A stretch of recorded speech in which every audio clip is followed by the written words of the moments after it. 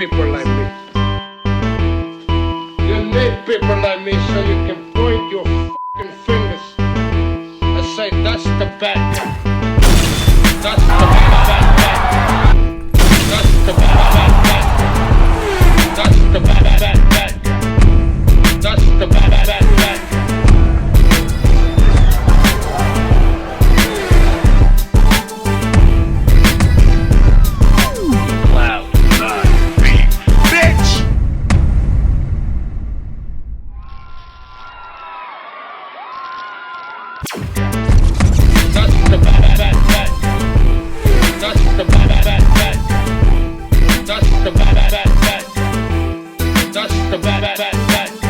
Welcome to the motherfucking relay. We're covering today's top boxing news. Evelyn Bermudez versus Costa Valle.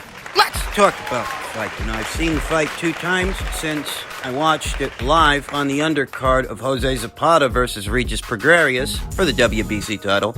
And I have to say, the fight delivered. It was a fun fight to watch, and the dichotomy was what I expected, the aesthetic of the match. I figured the fists were going to fly in this one in what was Costa Valle's bid to become a light flyweight unified champion. And that's exactly what we got. And Evelyn Bermudez's limitations as a boxer, the fact that she's a strong physical specimen, punches hard and has a good engine, but tactically and technically, she's limited. The prediction stuck, and Costa Valle won a tight points decision. I had Evelyn Bermudez winning the first 2 rounds in this thing. She landed a lot of right hands in those first 2 rounds she did. It's important to note that Evelyn Bermudez is a strong puncher, but she ain't got one-hitter-quitter power. She's got a cumulative power that causes accumulative damage. She essentially breaks you down with volume. That's what she normally does. And I had Evelyn Bermudez winning the first 2 rounds of this thing off of some clean right hands.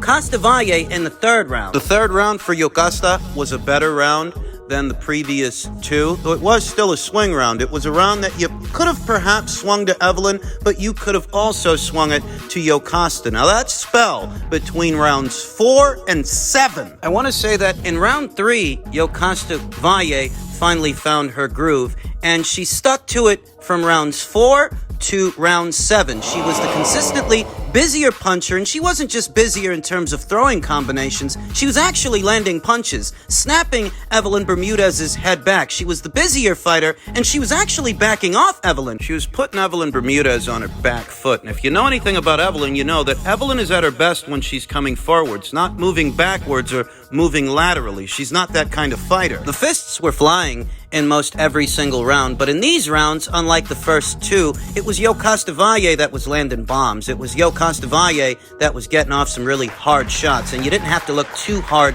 to find them. So rounds 4 through 7 went to Costa Valle on my card. Round 8 I gave to Evelyn Bermudez. She showed good movement in that round, good offense, good defense, and she managed the distance well. Her best punches are her straight punches, and you saw that in that round. Round 9 I gave to Costa Valle due to her combinations. She was the busier fighter in that round. In round 10, I gave to Evelyn Bermudez because even though both fighters were busy in that round, Evelyn's punches were cleaner. Eye-catching. A few tidbits about each fighter. When it comes to Evelyn, I think her limitations as a boxer finally caught up to her. The fact that outside of the straight 1-2 from the outside coming in terms of variety and shot selection, she's lacking. She's also very upright, doesn't keep that head off the line. Off center. So she's in line for looping rights. That and she's a bit flat-footed. It's a trade-off, if you're going to stand on your whole foot, you're going to be able to sit on your punches better and punch harder, but you're going to be less mobile. Now, when it comes to Costa Valle, who was the busier puncher of the 2, she did effectively crowd Evelyn Bermudez, and in spots, she even backed her off. But the work was a bit messy from Costa Valle. Punches a bit wide, looping shots. They weren't quite compact. They weren't tight, like what you see from Sinicia Estrada, like what you see from Canada's Kim Clavel. The flurries were a bit messy at times, and the action did get chippy in spots to where it's somewhat hard to separate them. That's why I had to go back for a second look. But the right woman won the fight. I had this thing. I had Costa winning at least 5 rounds clearly. At least 5, with the 3rd round being a swing round. And if you swing that round to Yocasta wins by a point. If you swing it to Evelyn, what you have is 5 rounds to 5. A draw. The punch stats themselves tell the story of a very even fight. As we all know, in a sport of boxing, you score a fight round by round. I wouldn't mind seeing them run it back, though I don't get the sense that Yocasta Valle is going to want to do that. She may decide to hang on to those light flyweight titles, or she might return to the minimum weight division and vacate the 2 belts she just won upstairs. It's hard to know what she's going to do here and now moving forward. The corner work from Gloria Alvarado, Coach G. Very good instructions. I think Gloria understood the importance of Yocasta, the smaller fighter, visibly smaller. She understood the importance of Yocasta at least appearing the busier fighter in the eyes of the judges. You can steal a couple of rounds just doing that. Yocasta Valle has shown a lot of improvement the last couple of fights, and this has been a very big year for her. You know, the unification match she had in her last fight with Vietnam's Thi Thu Thi Nguyen, then reigning unbeaten WBO champion. The fight she just had with Evelyn Bermudez, yet another unbeaten champion at a higher weight. She has a legitimate argument to be ranked amongst the best pound-for-pound fighters in the sport. Something you want to keep in mind when the Ring IQ Women's Pound-for-Pound list gets updated. The strides that Yocasta Valle is making. I have a soft spot for Yocasta's graciousness, humble beginnings, and her ambition, the ambition that she's showing throughout her career. Maybe you don't think she has the same talent level as a Senicia Estrada, and you know what? Maybe she doesn't, but she is still one of the best. 3-division, unified minimum weight, and unified light flyweight champion. Above ordinary. Well above average. Congratulations to Yocasta Valle for achieving this latest goal. We then come to the main event of that same card. Regis Prograis versus Jose Chong Zepada for what was the vacant WBC title in the super lightweight division. And it was very cerebral, both men very cautious and careful at the start. 2 evenly matched guys, both 33 years old, both standing in at 5'8", fighting out of the southpaw stance. Both competing at the highest levels of today's super lightweight division. And as stated, they were very cautious and careful at the start. Things didn't pick up till round 3. Educated pressure from Prograis. Neither man really wanted to stay on the outside. The majority of the fight was fought mid-range to inside. That's a sweet spot for both boys. But consistently, I'd say that Regis Prograis was better there. And I said before the fight, punch for punch, I think that Regis is the quicker guy with the heavier hands. It feels to me like the pace of the match coupled with accumulated damage is what eventually caught up to Jose Chong Zepada. Both guys got to taste the other's power, you know. It's not like Jose didn't land anything. He did. They're both very big punchers, but you will notice that Regis Prograis is constantly moving, keeping that head off center, angling that torso. Timing his entry. He made himself a harder target for Jose Chong Zepada than Jose made himself for Regis. Yeah, Jose wasn't really moving his head. And that's why Regis was able to quite regularly, touch him with jabs, touch him with the lead hand. It's part of how he broke him down. Very tricky through rounds 3 and 4 with jab. Very busy with the jab. Regis actually drew blood in the 4th round on Jose Zapata's right eye. Landed big. Yeah, he landed big time. Seems to have found his groove in round 3, and that groove stayed consistent throughout. Regis Prograis, a characteristically poised fighter that always looks very relaxed under the hot lights. Even when he smells blood, he's surgical when he goes in for the kill. He's not frenzied. Not just throwing for the sake of throwing, he makes sure it lands. Zepeda couldn't find him in there. It was hard to catch Regis on the way in because he was coming in from different angles. In the 5th round, visible signs of wear and frustration on Jose Zepeda. Midway point of the fight, approaching it, you could see that Regis was very much comfortable, backing off Jose Zepada, who tried his best to catch him on the way in, but he could not. A lot of pressure from Regis Prograis, coming forward, very tricky, slippery. Jose Zepada gave up ground. He just couldn't catch this guy clean. Not on the way in. A few exchanges aside, through the midway point of the fight, it seemed a lot like Regis Prograis was bullying Jose Zepeda. After 3 rounds, Regis really just took over, and it was a dominant showing for him, just picking apart Jose Zepada, who couldn't figure him out. I think the 10th round was arguably the best round for Jose Zepeda from then on out, but in the 11th, we all know what happened. We all know that Regis closed the show big time, hurt Jose Zepeda, put him on his back pocket, got him out of there. What was, for the most part, a dominant showing for Regis Prograis, the prediction stuck, and like I said, he's going to knock Jose Zepada out. He was going to get him out of there. That's exactly what he did, and he is now. You know, Jose Chong Zepada, in and of himself, would be a very risky fight for any one of those high-profile lightweights like a Devin Haney or former unified champion Teofimo Lopez, who is now campaigning as a super lightweight. I doubt that any one of them could be as dominant against Jose Chong Zepada the way that Regis Prograis was this past weekend. His levels. Regis Prograis now returns to the forefront of the super lightweight division. He is one of 4 champions at that weight. Josh Taylor, still holding the WBO and Ring Magazine title. Alberto Puello, newly crowned WBA champion. The IBF title, that one's actually vacant. Jeremiah Ponce and Subriel Matias are supposed to be fighting for it at some point in the near future, and Regis Prograis, 2-time super lightweight champion Regis Prograis. I wonder where he will end up now. You know, he's supposed to be promoted by Pro Bellum, but I don't know what that's worth when this ended up being a Marv Nation promotion. That's right. Does he go to Top Rank? Does he go to Matchroom? Because I doubt that Pro Bellum can accommodate this fighter, this champion. I mean, he does need to be more active. He's one of the better fighters at this weight, one of the best, and a fan-friendly fighter to boot, with real stopping power. Matchroom could do a lot worse than signing this guy, I'll tell you that much. If they had money to invest in Montana Love, they should have money, at least in theory, to invest in Regis Prograis. I'm a top rank. Congratulations to Regis Prograis for meeting my expectations. I knew he could do it. I said he would, and he did. Why not? You want to fight me? I'll fight you. Come on. Oh. Which way? You want to fight me? I'll fight you. Which way? 68. 68? Yeah, it could be. For belts. But you know, my goal, to be honest, fighting for belts. I'm speaking right now. You want to fight me? You understand? Man, we have Josh Canelo to vacate those titles first. As soon as he vacates, that would be a great fight. Oh, I got the WBC. WBC?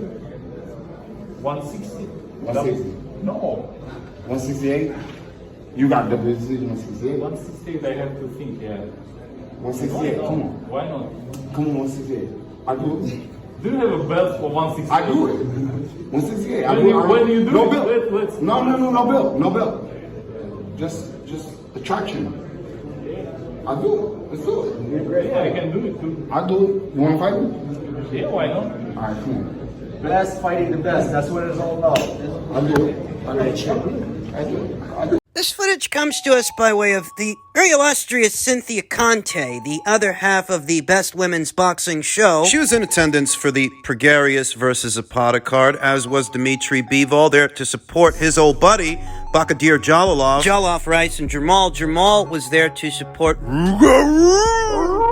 Regis Prograis. And, you know, it dawned on Jamal to ask Dmitry Bivol about a fight. This guy's a clown, man. He's a clown, and he wasn't serious. What he was doing here was little more than clout chasing a fighter who's buzzing right now, a foreigner who's buzzing a lot more than he is on his own home turf, in his own native soil, as Dmitry Bivol has had the biggest year of his career in 2022. The decision win over Canelo Alvarez, the dominant showing over then unbeaten Zerto Ramirez. Where people thought that he was some kind of lighter touch, some kind of cherry pick, uninformed people, ignorant people, stupid people. I told you that out of all the guys in line for a Canelo Alvarez fight, Dmitry Bivol was the biggest potential banana skinner. This guy might fuck around, he might win that fight. He did win that fight. He beat the cash cow of boxing, the face of boxing in this country. He doesn't need anything Jamal Charlo has. Jamal Charlo's a joke. He proposed that Dmitry Bivol cut all the way down to 160 pounds to fight him for his green belt. For that, you see the stature of both these boys. You see that Jamal Charlo's not a shrimpy guy. Why don't you just move up to 175 pounds? If a much smaller and stumpier Canelo Alvarez can fight at least 2 times at 175 pounds, why can't you? What the fuck are you so preoccupied with? You've been campaigning as a middleweight since 2017? He's been campaigning at that weight for the last 5 years or so, and he hasn't really had a signature fight, a high-profile fight yet. Most of his PBC stablemates, they're one division north at super middleweight. You're still sat down there at middleweight. You haven't dipped your toe in that pool yet, but we're supposed to believe you're serious about fighting a 175-pounder. Not running behind security when David Benavidez comes up to you, you're not. Not avoiding that fight for as long as you have been avoiding that fight. Ladies and gentlemen, This guy's not serious. what have I told you in the past? Whenever a PBC fighter has a fight date rolling around, in the case of Charlo, which is supposed to be February per his own social media, that's when he's supposed to be returning to action. You know what they resort to doing? They start talking about fights we all know their handlers aren't trying to make, fights that aren't going to happen. Charlo is not going to fight Dimitri Bivol. He's not serious about doing that fight, not proposing that it take place at either 160 pounds or 168. 168 for no belts at all. Dimitri Bivol means to become his division's undisputed champion, even if you don't mean to become your division's undisputed champion. That's a goal for him. That's a goal that he has set for himself. Dimitri, Canelo has said he wants the rematch. How do you feel about that? I told before we could discuss about the rematch. No problem. We can talk about rematch. No problem. And I talk to my manager. I talk with my promoter. I prefer to move forward, to fight for another belt. I want to move forward. But of course, it's not a bad fight to fight against Canelo again. But if I prefer to fight for another belt. And that means harder, better BF. So you want to make that clear. If it was up to you solely and it was your choice, it'd be better BF first. That's the top priority. It's not about the names, you know. It's about the belts. Today it's better beef. Maybe tomorrow with Yar or someone else, you know. But your goal, you want to be undisputed at 175. Of course, everyone in professional boxing who's a good boxer want to be undisputed. Okay, but let's go hypothetical. What if Canelo brings a lot more money than the belts? What's more important to you, the belts or the money? Belts more important because with the belts I can make more money. We hope. You know, and I love money, of course. But if I think about only money, I wouldn't be here when I am. Because I took a lot of fights when I don't earn too much money. I just took that fight. That's the difference between a fighter like Dimitri, a consummate professional, a champion, and a lackey, a flunky, a reject, an underachiever like a Charlo, who rather bide his time chasing around someone else instead of creating a legacy of his own. You see the difference in a fighter's mentality? Dimitri Bivol was not the kind of fighter with all sorts of stipulations and demands when presented with the Vanilla fight. option of facing Canelo Alvarez. And now that he's been there and done that, his priority is his own legacy, not cashing in on Canelo's marquee value, even though in all likelihood he could beat him again. Get paid big money to do it again. He wants to become his division's undisputed champion because he prides himself on his boxing. He said it himself. That's what any good boxer wants for himself. Well, guys like Jamal, they just want a clout chase. Says it all, really.